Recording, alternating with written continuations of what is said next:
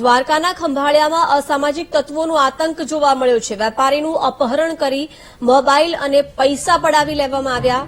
1200 રૂપિયા, 2 મોબાઈલ અને ATM card લૂંટી લેવામાં આવ્યા છે। અન્ય એક વેપારીના ઘરમાં ઘૂસી છરીની અણીએ બંધક બનાવ્યા। વેપારી પાસેથી 4500 રૂપિયા ઓનલાઈન ટ્રાન્સફર કરાવ્યા તો શબ્બીર રમિયા બુખારી અને મકસદ ઉર્ફે મખી સમાએ પૈસા પડાવી લીધા છે, જેમાં ભોગ બનનાર બંને વેપારીએ આ મામલે પોલીસ ફરિયાદ નોંધાવી છે। પોલીસે આરોપીઓને ઝડપી લઈ વધુ કાર્યવાહી હાથ ધરી છે।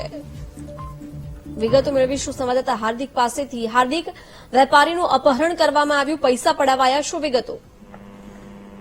જી મેમ, અત્યારે જો મેમ પોલીસની જાણકારી પ્રમાણે અત્યારે જે બે આરોપી છે આપણે તે રીટા ગુનેગાર છે, જે હાલતા ચાલતા ગમે ત્યારે ગમે તે વેપારીને ચાકુની નોક ઉપર અપહરણ કરી અને પૈસા પડાવી લે છે અને પોતાના ઘરમાં કે ગમે તે અવાવરું જગ્યાએ લઈ અને બ્લેકમેલિંગ કરે છે અને આવી રીતના એને 3 થી 4 ગુનામાં એનું નામ બી સંડોવાયેલું છે મેમ।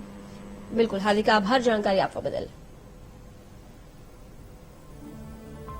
તો વેપારીનું અપહરણ કરી પૈસા પડાવી લેવામાં આવ્યા। પોલીસે અત્યારે આરોપીની ધરપકડ પણ કરી લીધી છે। ભોગ બનનાર બંને વેપારીએ પોલીસ ફરિયાદ નોંધાવી હતી। પોલીસે બંને આરોપીઓની ધરપકડ કરી લીધી છે। આરોપીઓને ઝડપી લઈ આગળની કાર્યવાહી પોલીસ દ્વારા હાથ ધરવામાં આવી છે।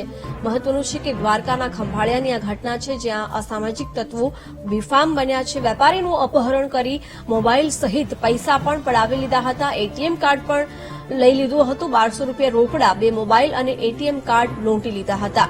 અન્ય એક વેપારીના ઘરમાં ઘૂસી છરીની અણીએ બંધક બનાવ્યા અને ત્યારબાદ વેપારી પાસેથી 4500 રૂપિયા ઓનલાઈન ટ્રાન્સફર કરાવ્યા હતા। એટલે કે બે વેપારીઓ પાસેથી આ પ્રકારે લૂંટ ચલાવવામાં આવી છે।